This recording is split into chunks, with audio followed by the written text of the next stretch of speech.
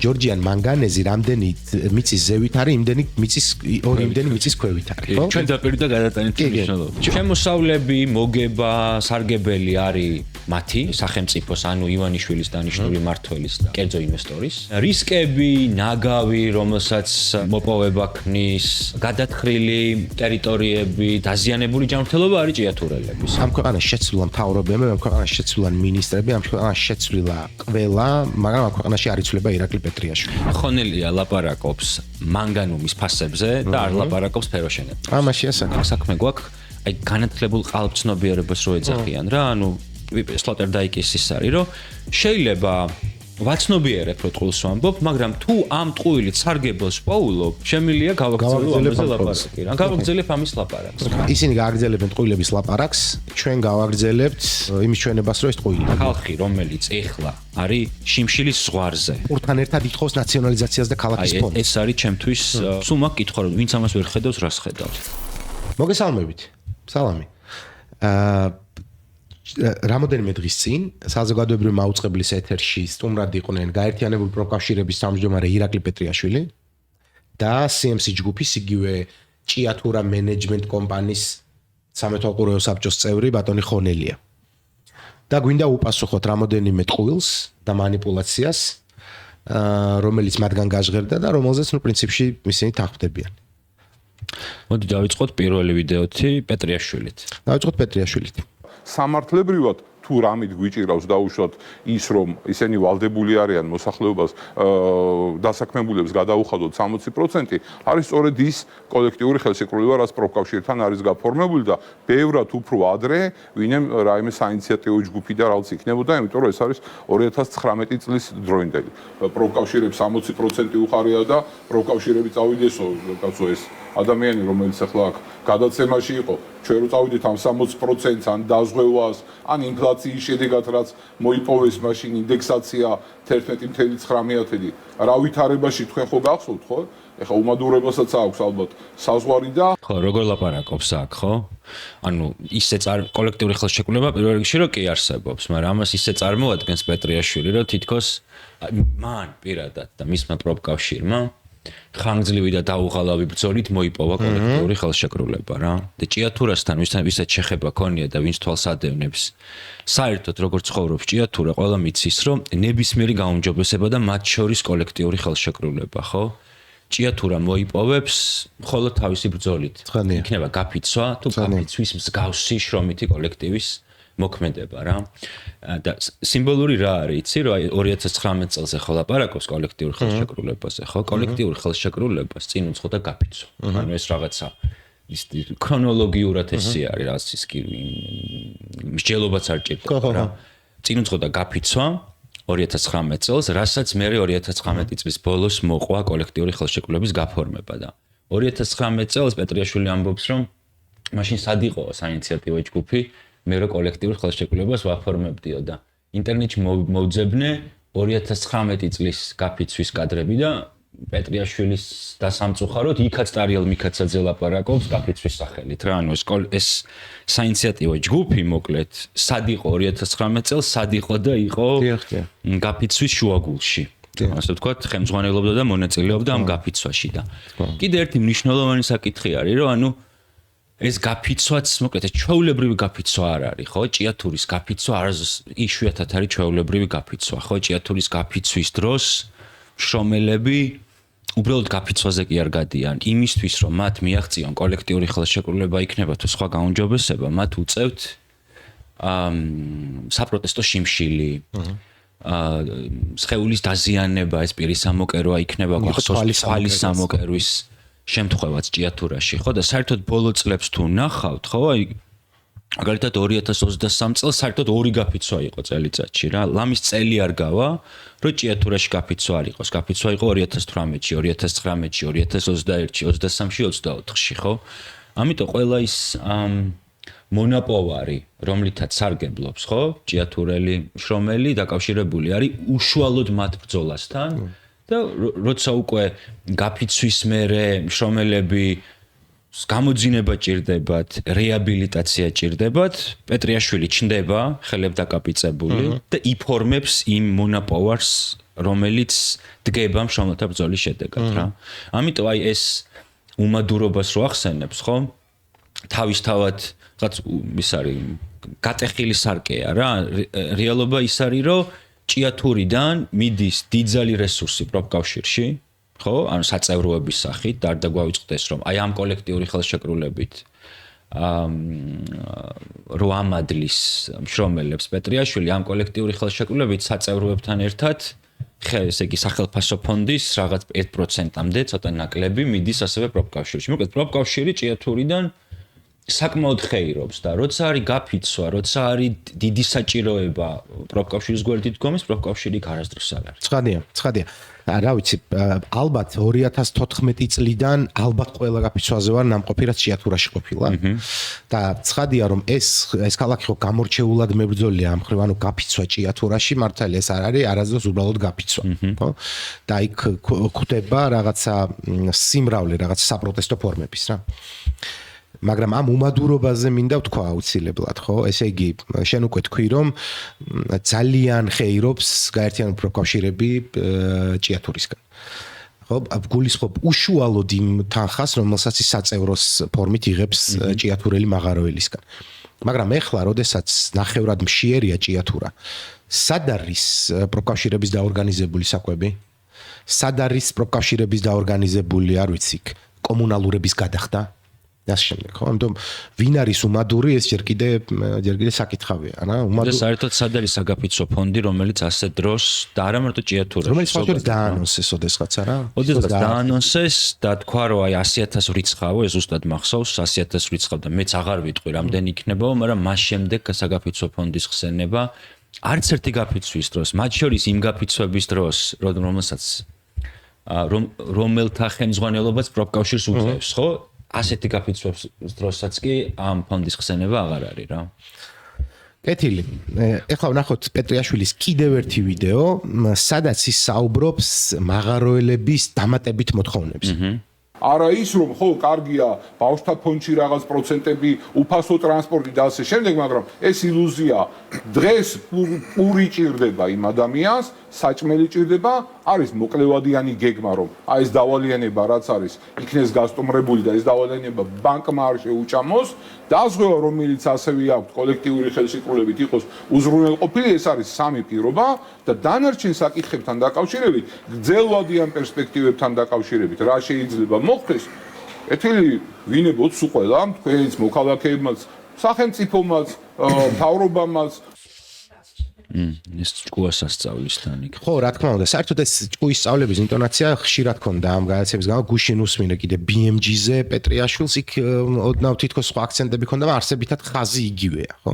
მაგრამ რა არის ახლა აქ მნიშვნელოვანი, ყველას გაგახსენებთ, რომ მაღაროელებს, რა თქმა უნდა, ძირითადი და უახლოესი მოთხოვნები აქვს შემდეგი, რომ ასე ვთქვათ, დარიგდეს სახელმწიფო დავალიანება და რამე ეშველოს ბანკის ვალს, იმიტომ რომ იმ შემთხვევაშიც თუ კი ეს ჩაერიცხებათ, ამას ძირითადად წაიღებს ბანკი. მაგრამ მაღაროელებს ასევე აქვს სხვა მოთხოვნებიც, რაც და გამორჩეულად პროგრესული აქ ნაციონალიზაციასთან ერთად არის სწორედ ფონდის იდეა, ქალაქის განვითარების ფონდის იდეა. პეტრიაშვილი ამბობს ასეთ რამეს, რომ ეხლაო მათო, აი თითქოს მაღაროელებს ეს პეტრიაშვილისგან ესწავლებათ, რომ ეხლაო იმ ადამიანსო პური უნდაო თორემ ესენიო მერეო კი ბატონო ერთად დავსხდ და ვილაპარაკოთ, ოღონდ მანამდე ამბობს რომ ესო ილუზიაო. ეს არის ძალიან მნიშვნელოვანი ნათქვამი მისი მხრიდან, იმიტომ რომ ეს აჩვენებს პეტრიაშვილის და საერთოდ პეტრიაშვილის პროფკავშირის ტიპის პროფკავშირების მუშაობის სტილს. რა არის ეს მუშაობის სტილი? ეს მუშაობის სტილი არის ასეთი. შენ დასაქმებული ხანდახან თუ კი მოითხოვ ხელფასის ოდნავ გაზრდას, ეს პრინციპში ოკეია. ხო? ეს ნორმალი. მაგრამ შენ თუ კი გაცდები შენ სამუშაო ადგილს და შენს ხელფასთან ერთად რაღაცა ოდნავ უფრო მეტსაც მოითხოვ, ეს უკვე პრობლემურია. რატომ არის ეს პრობლემური? ნახეთ, მთელი პეტრიაშვილის პროფკავშირის ტიპის პროფკავშირის მუშაობა რაზე დგას? ის დგას იმაზე, რომ მშრომელი არ უნდა გაცდეს თავის სამუშაო ადგილს. რასაც ადრე ძველი პოლიტეკონომისტები ეკონომიზმს ეძახდნენ რა. ანუ მე უნდა მოვითხოვი რაღაცა 7-5-10%-ით გაზრდა, რაც მნიშვნელოვანია, მე უნდა მოვითხოვი ის რაც ყველაფერი ის რაც მეხება სამუშაო ადგილზე, მაგრამ ამის იქით ყველაფერი რასაც მე ვითხოვ, ეს უკვე ჩემი საქმე არ არის. ხო?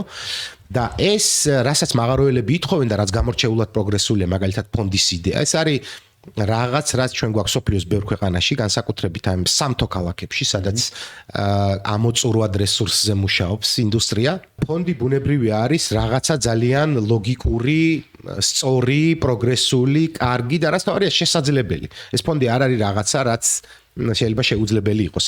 მაგრამ კიდევ ერთხელ ვამბობ, ამ ტიპის მოთხოვნები წინააღმდეგობაში შედის და ძირს უთხრის ზუსტად იმას, რასაც პეტრიაშვილი ამდენი წელია აშენებს.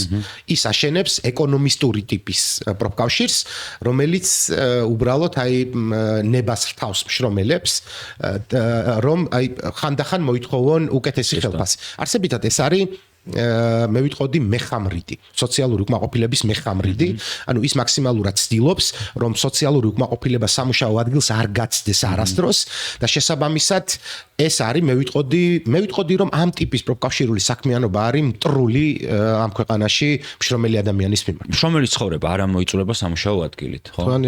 ანუ შენ შეიძლება გქონდეს ასე თუ ისე ნორმალური სამუშაო პირობები, შრომის ბაზარზე გქონდეს ასე თუ ისე ნორმალური ხელფასი, ხო? მაგრამ ეს მაინც არ ყოფნიდეს, ხო? ჩვენ ყავს უამრავი 10,000-ობით დასაქმებული ადამიანი, რომელიც თან სიღარიბის ზღვარზეა. ხო? და აი უფრო კაფეოთ რო თქვა კიდე, ხო? ანუ ხელფასი ყოფნის თუ არა, ეს დამოკიდებული არის იმაზე, მაგალითად შენ შვილს აჭმევენ თუ არა სკოლაში უბრალოდ. ხელფასი ყოფნის თუ არა ცხოვრებისთვის, დამოკიდებული არის იმაზე, არსებობს თუ არა საჯარო დაფინანსებით არსებული ჯანდაცვა და სოციალური დაცვის და დახმარების სისტემა, ხო? და მშრომელების ჩაკეტვა უშუალოდ სამუშაო ადგილით და აი ამ ადგილთან დაკავშირებული მოთხოვნებით ჯერ ეს ერთი იწვევს შრომითი მოძრაობის გაღარიბებას, ხო? ესე იგი შენ შეგიძლია გამოხვიდე მხოლოდ საკუთარი სამუშაო ადგილის გაუმჯობესების მოთხოვნით და არაფერი სხვა, ხო? და აქ რა თქმა უნდა არის პეტრიაშვილის პროფკავშირის და პეტრიაშვილი კიდე ამ პროფკავშირში არის კი, საერთოდ ყველა დროში ალბათ, ყველა დროში მშრომელი ადამიანი ცხოვრების იმ სტანდარტით, რა სტანდარტსაც იმას უწესებს ერთის მხრივ დამსაქმებელი და სახელმწიფო და მეორე მხრივ რასაც ის გამოიბრძოლებს, რასაც ის მოიპოვებს, ხო? ის რომ ჩვენ რეგიონში ერთ-ერთი ყველაზე უთანასწორო ქვეყანა ვართ. ეს არის მათ შორის პირდაპირი დამსახურება პეტრიაშვილის და იმ პროფკავშირული პოლიტიკის, რომელიც არის არსებითად ვთქვათ პირდაპირ პროფკავშირული პოლიტიკის მონოპოლისტი ამ ქვეყანაში.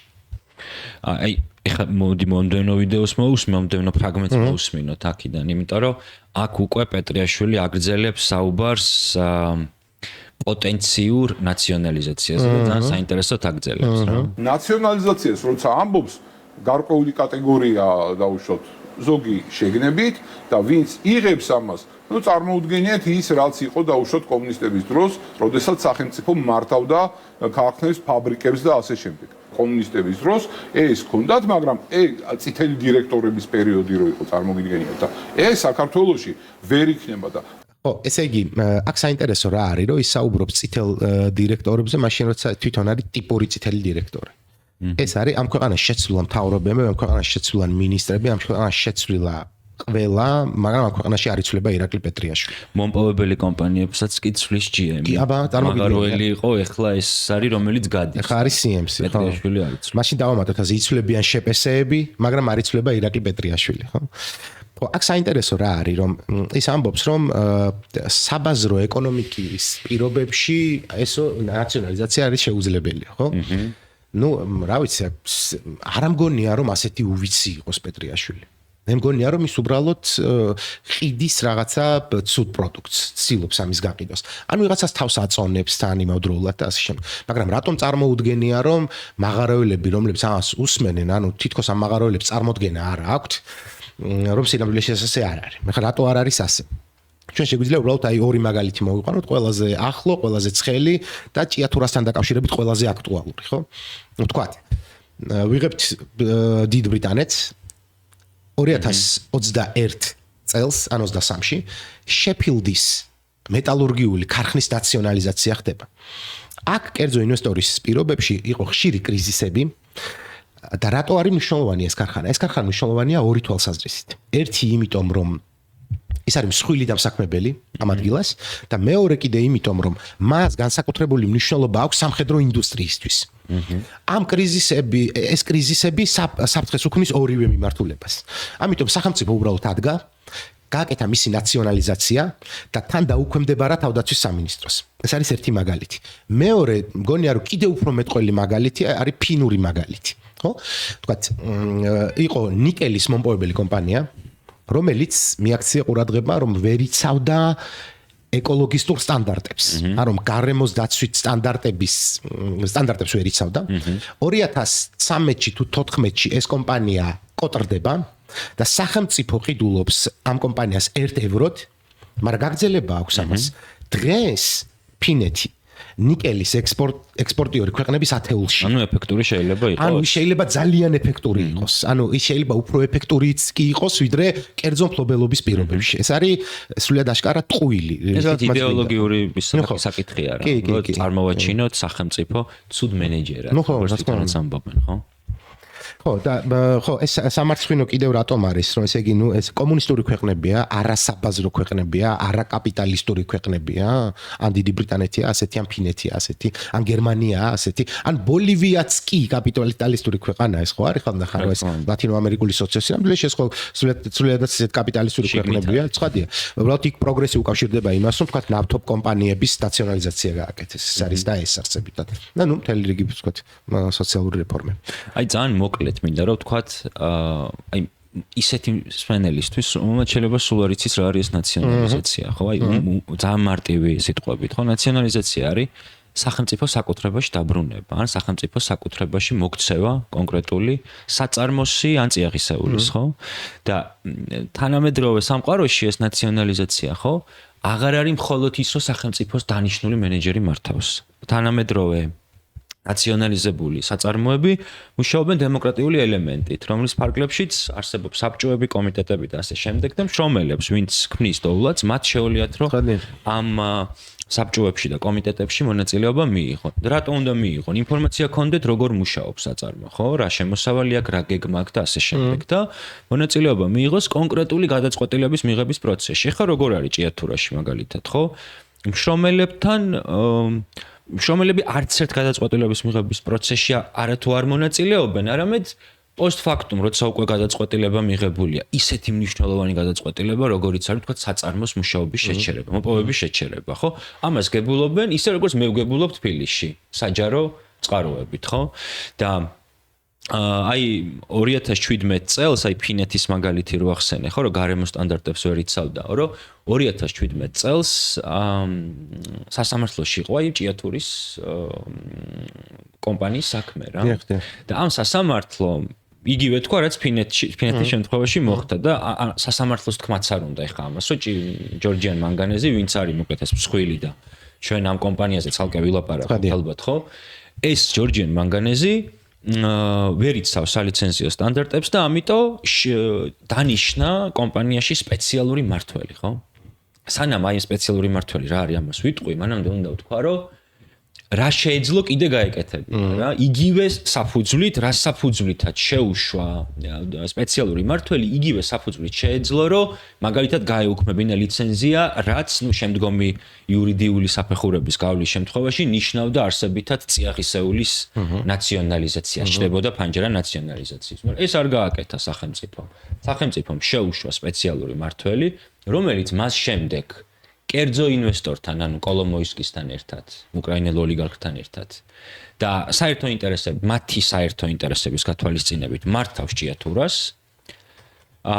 შემოსავლები, მოგება, სარგებელი არის მათი, ხო? აი სახელმწიფოს, ანუ ივანიშვილის დანიშნული მმართველის და კერძო ინვესტორის. რისკები, ნაგავი, რომელსაც მოპოვება ქმნის გადათხრილი ტერიტორიები, დაზიანებული ჯანმრთელობა არის ჭიათურელების, ხო?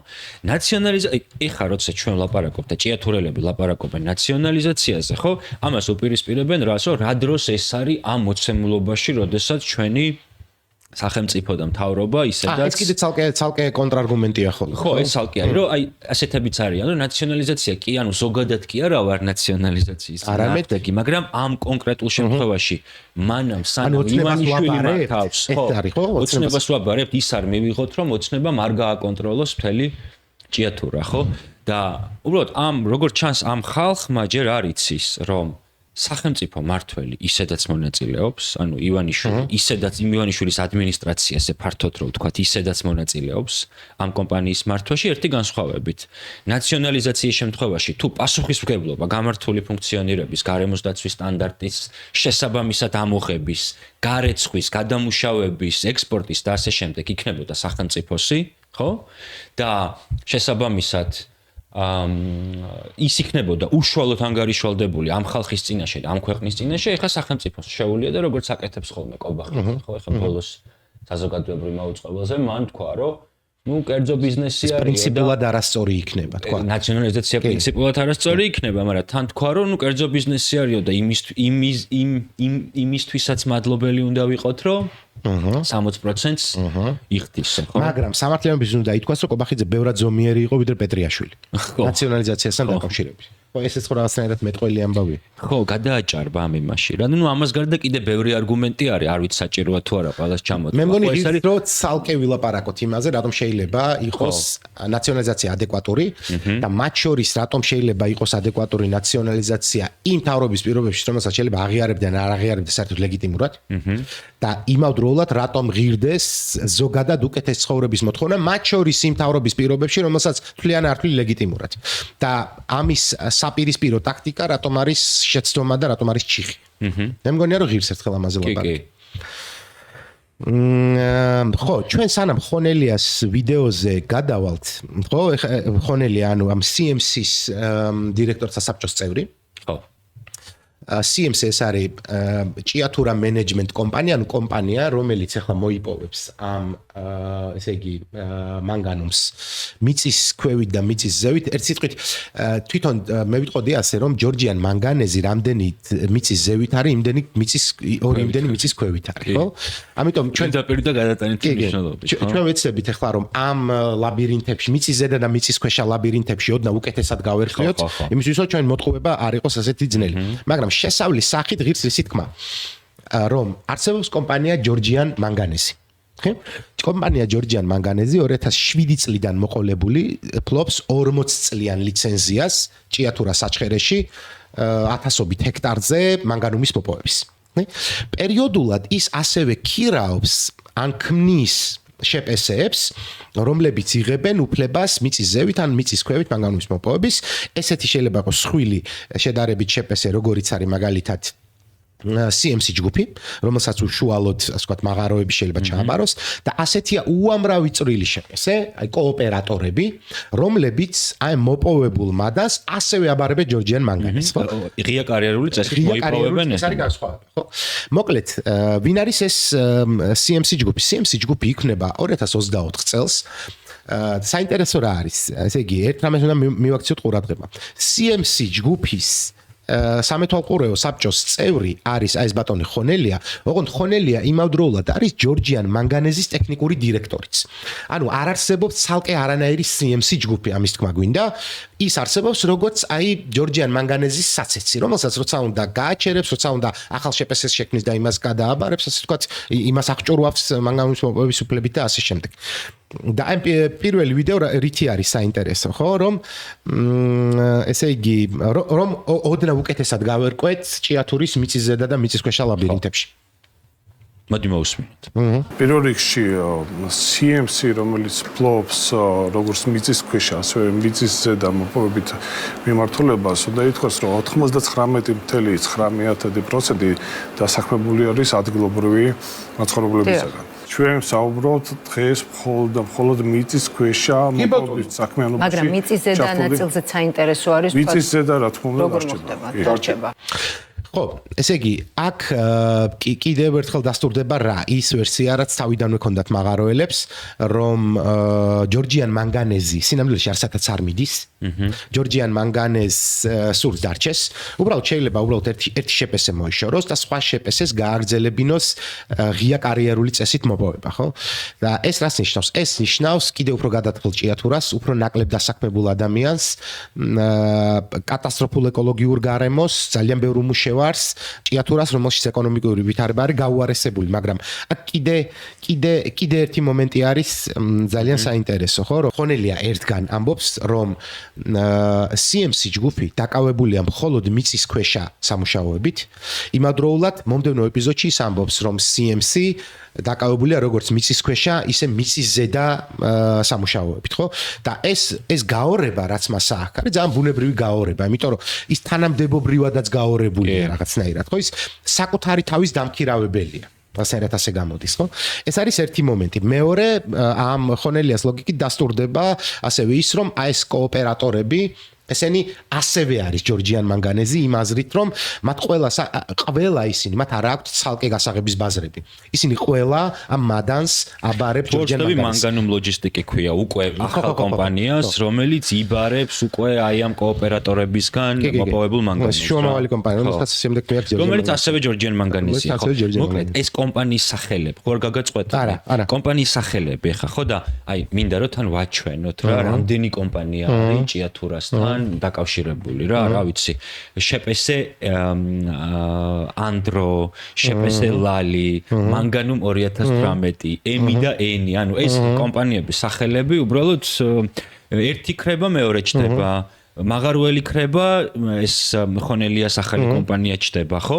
და როგორ არის რომ პასუხისგებლობა ესე იგი ჯორჯიან მანგანეზი პასუხისგებლობა გადააქვს აი ამ ჭიათურამ როგორ ქვია მენეჯმენტ კომპანია ჭიათურა მენეჯმენტ მას გადააქვს კოოპერატორს რომელიც უშუალოდ ღია კარიერული წესით მოიპოვებს და ანადგურებს იქ გარემოს ხო მე ამის მოპოვებული ისევ ბრუნდება სხვა კომპანიაში რომელსაც უკვე ექსპორტზე გააქვს რა და თან რატო არის ეს მნიშვნელოვანი გარდა იმისა რომ მართლა თავს და ბოლოს ვერ გაიგებ, ხო? თან არ ჩანს რეალურად რა სიმდიდრე გროვდება. მაგრამ ის სადღაც მაინც ჩანს. ერთი და ეს ჩანს მხოლოდ ექსპორტის მონაცემებში, ხო? და ეს ექსპორტის მონაცემები როგორი არის, ხო? ნაციონალიზაციაზე რო ვლაპარაკობთ და რესურსის სტრატეგიულობაზე. ეს მარტო იმიტომ კი არა მნიშვნელოვანი, რომ ჭიათურა მონოქალაქია, მონოინდუსტრიულია და ამ საწარმოზე არის ჭიათურა დამოკიდებული. ანუ ლაპარაკი არის იმაზე, რომ წინა წელს 2024 წელს თავარი საექსპორტო საქონელი იყო ფეროშენადნები. 400 მილიონ დოლარამდე არის. ხო, აი მილიარდ ლარამდე არის რა, რო გადავიყვანოთ, ხო? და მას მოსდევს აი რამდენად ბევრი ან ცოტაა. შეიძლება ვინც გვისმენს დაინტერესებს. მას მოსდევს ღვინო. ანუ რო წარმოვიდგინოთ ეხლა რომ რამდენ რეგიონში, რამდენი ოჯახი აწარმოებს ღვინოს, ქარხნულად რამდენი ღვინო იწარმოება, ხო? რამდენი მიწა არის დაკავებული ვენახით, მერე ჩამოისხმება, გადის, ხო? და მეორე ადგილზეა მაინც მიუხედავად იმისა, რომ ამ ინდუსტრიაში ლამის მთელი საქართველო არის ჩართული, ხო? იმავდროულად ახლა ჩვენ გონია რომ უნდა ვნახოთ ხონელიას კიდევ ერთი ვიდეოც, სადაც ის ამბობს პრინციპში მის თავარ ტყუილს. ოკეი. და ტყუილი რაში მდგომარეობს, ჩვენ გეტყვით ძალიან მალე. მეორე ფაქტორი, რომელზეც DMT აპელირებს, ეს არის არასტაბილური ფასები საერთაშორისო ბაზარზე. მე მინდა მარტივი კალკულაცია და ის ციფრები გაგიზიაროთ, რომელიც ბაზარზე ჩვენ წავაწყდით 2020 წლიდან მოხოლებული, თუ ფასი იყო 1 ტონა პროცენტ მანგანუმის შემცველ კონცენტრატზე დაახლოებით 4.47 2020 წელს 2024 წელს ის ჩამოვიდა დაახლოებით საშუალოდ 3.6 დოლარამდე. ყურადღება, რაში მდგომარეობს ტყუილი? ერთის მხრივ მართლაც მანგანუმის უშუალოდ მანგანუმის კონცენტრანტის ფასს რომ გადაამოწმებ ხონელი არ იტყუება, მაგრამ სად იტყუება ხო მაშინ? ესე იგი ხონელია ლაპარაკობს მანგანუმის ფასებზე და არ ლაპარაკობს ფეროშენად ამაშია საქმე. და რეალობა რა არის ხო რატო არის ეს манипуляცია და მითი და ტყუილით პირდაპირ შეგვიძლია ვთქვათ ხო რეალურად როგორ არის რომ ჭიათურაში მოპოვებული მანგანუმი მას შემდეგ რა წყია კარიერული იქნება თუ მიწისქვეშ სამუშაოების შედეგად ამოიღებენ მიწიდან ის მიემგზავრება ჭიათურაში სადაც ეს მადანი სხვა მეტალების დამატებით მიემგზავრება ზესტაფონში ბოდიში სადაც ეს მანგანუმი სხვა მცირე რაოდენობის მეტალების დამატებით გარეცხვით დამუშავებით იქცევა ფეროშენადნობა იქცევა ფეროშენადნობა. ფეროშენადნობა ფეროსილიკო მანგანუმად ხო რომელიც არის აი ეს კარგად ჩანს ამ იმაზე ხო რომელიც არის თავი საექსპორტო საქონელი ხო არის მაგრამ კარგად ჩანს რა პროპორცია არის ესე იგი მანგანუმსა მადანსა და მის კონცენტრანტებსა და ფეროშენადნობა მანგანუმს შორის ხო ანუ არათანაზომადად დიდი რაოდენობა გადის ფეროშენადნობის ხო და ამ კონტექსტში არის შემოსაყვანი ჭიათურის წამგებიანობაც ხო ესე იგი ჭიათურა თურმე წამგებიანია იმიტომ რომ ის ესე იგი ჭიათურა არის სრულიად მოწყვეტილი ზესტაფონში ანუ მთლიან საწარმოო ჯაჭვს ხო ესე იგი ჭიათურა წამგებიანია და ამიტომ ნებადართულია იქ მიწისქვეშა სამუშაოები გააჩერო ადამიანები უმუშევარი დატოვო შეამცირო ისე რომ ლამის ნახევარი ქალაქი შიმშილის პირას დააყენო, იმიტომ რომ წამგებიანია, მაგრამ სამაგიეროდ ზესტაფონი, რომელიც აწარმოებს ფეროშენადნობს, ის არათუ მომგებიანია, ის თავარ საექსპორტო საქონელს ქმნის ამ ქვეყნის, ხო?